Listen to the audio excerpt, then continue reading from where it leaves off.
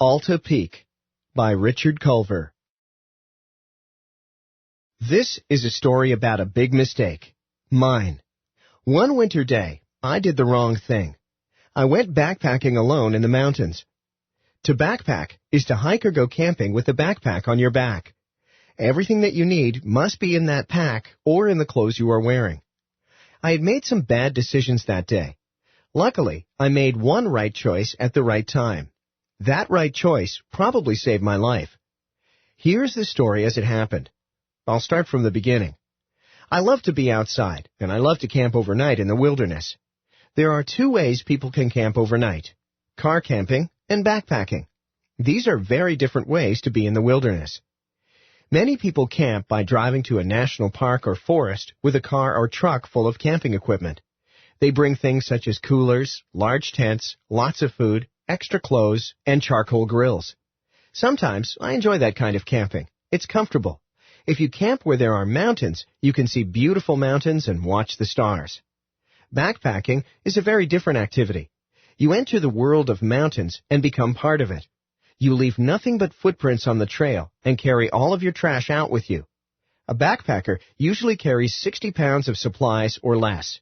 That means no cooler, no chairs, no boombox, and no charcoal grills. Packing for a hike into the mountains requires careful planning and hard choices. Your pack must be as light as possible because you have to carry it all yourself. Sleeping bags, tents, tiny gas stoves, water bottles, flashlight, and rain ponchos are made of the lightest possible materials. Usually, the big choice is between food and clothes. The more food you pack, the fewer extra clothes you can bring. Most of the food is dried. For example, you bring raisins, not grapes. Whatever you do, remember to bring a buddy. A backpacking buddy is good for many reasons. A buddy can be helpful in case of an injury or an emergency. A buddy can also help you avoid bad decisions. Bad decisions hurt more hikers than grizzly bears or snakes do. After this backpacking trip, when I broke this rule, I know that buddies are very important. I wish I had known this before I had set off for the California mountain called Alta Peak one day, alone. It was an unusually warm January, even for Southern California. It normally is quite cold in the mountains in the winter, but the temperature that January was around 60 degrees. The days were sunny, and there was less snow than usual. After a backpacking trip with a friend, we returned to his house in Los Angeles. He told me about the beautiful mountain meadows and crystal-clear lakes up near Alta Peak. He made it sound so beautiful, I had to see it. The next day, I bought some camping food and packed my backpack. Then I asked my friend to drive me up to a hiking trail near Alta Peak. He did drive me, even though he thought my hike was a bad idea. I began by checking at the forest ranger's office. It is customary to tell the ranger about your hiking plans.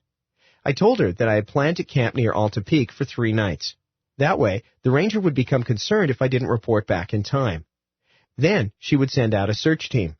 I picked up a trail map and headed for the trail. I started out my hike at about 6,000 feet above sea level. I was feeling strong, and it was a beautiful day. At this altitude, there was no snow at all. It was warmer than I expected it to be. The trail rose gently but steadily for the first 2 miles. By the middle of the day, I was at about 8,000 feet, and some snow was beginning to appear. I decided to stop at a meadow campsite for lunch. Ahead and to the left, I could see Alta Peak. At about 11,200 feet, it was still over 3,000 feet above me. Backpackers learn to plan a day's hike by paying more attention to vertical distance than horizontal distance. A steep climb takes much longer than a flat stretch. As you climb higher, the air gets thinner. Thin air makes it harder to breathe, and it slows you down. At 8,000 feet, the thin air starts to affect your breathing. For that reason, I decided not to climb to the top of Alta Peak that day. I did not want to camp that night at 11,000 feet. It would be cold and windy up there. I decided to hike to a campsite near Moose Lake. It was about 3 miles away and about 9,000 feet in altitude. It would have a clean water supply and maybe a shelter to sleep in. I expected to arrive there before dark. I ate a quick lunch and headed for Moose Lake. I was sure I could find it. It was a large lake, and it was close to the trail. At about 3 p.m., I still hadn't gotten there. It was getting dark more quickly than I had expected. The trail now was almost completely covered with snow, but I wasn't worried about getting lost. I could see the footprints of previous hikers. My boots were getting soaked. I told myself I would dry them later on. Another hour passed, and the snow was getting deeper. Still no Moose Lake, although I had passed a snow-covered meadow. I stopped to study the map and figure out where I was.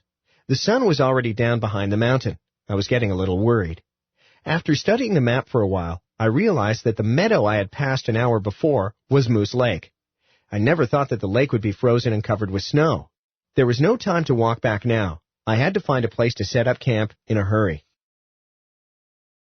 I hadn't seen another hiker all day long. This made me feel worse.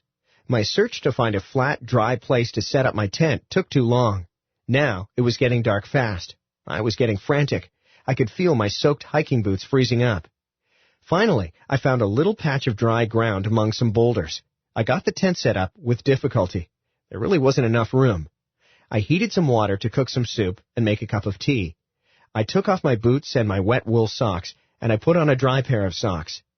I had a warm sleeping bag, so I was in no danger of freezing to death. But that was one cold night. I never got my feet properly warmed up, and I knew my rock-solid frozen boots would be unpleasant the next day. There had been no time to dry the boots. The next morning, I was just glad to have survived the night. I decided that the best plan was to make sure I got back to town that day before dark. The last thing I wanted was another cold night. I gave up on the idea of climbing Alta Peak. My goal was to reach the ranger station safely.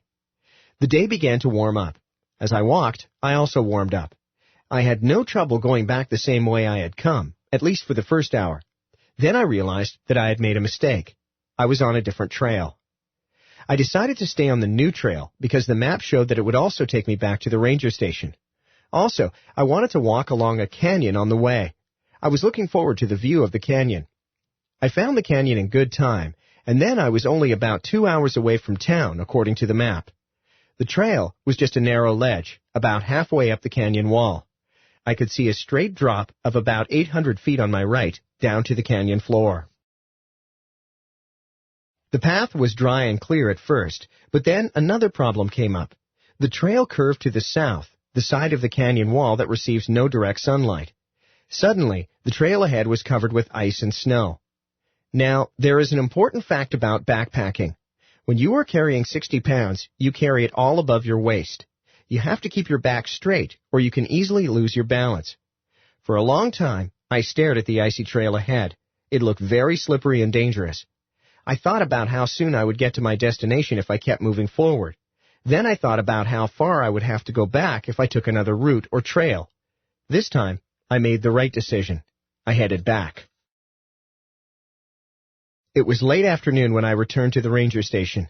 The same ranger didn't seem surprised to see me return early. I didn't talk about my bad night or my almost frozen feet. I just asked her where I could get a hot meal and a shower. She pointed to the lodge just down the road. It was the best meal and the best shower I ever had. And believe me, that was the last time I ever went up into the mountains alone. Talk about it. What type of camping do you think you would prefer? Car camping or backpacking? Explain your choice. 2. Why did the narrator decide that he wouldn't climb to the top of Alta Peak? Write about it. 3. On a separate sheet of paper, make a 2-column table. Label the columns Good Decisions and Bad Decisions. List the good and bad decisions the narrator made. List each group of decisions in sequence, first, second, and so forth. Extend language. Backpacker and backpacking are related words. Backpacker describes a person who hikes with a backpack. Backpacking is the name of the activity. What words are the names of activities that the following people do? Hiker, camper, driver, swimmer, jumper.